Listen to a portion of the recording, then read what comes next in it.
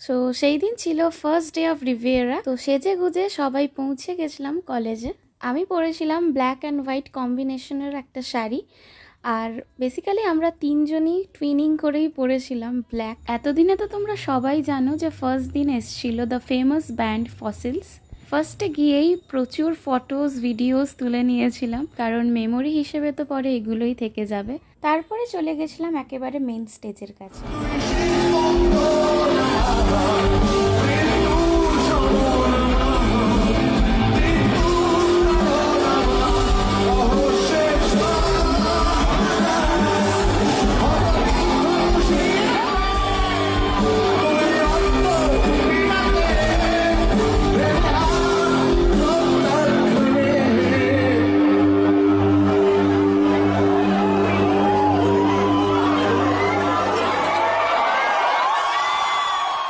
তারপরে ওই দিন বাড়ি ফেরার পথে বিরিয়ানি খেয়ে বাড়ি ফিরেছিলাম।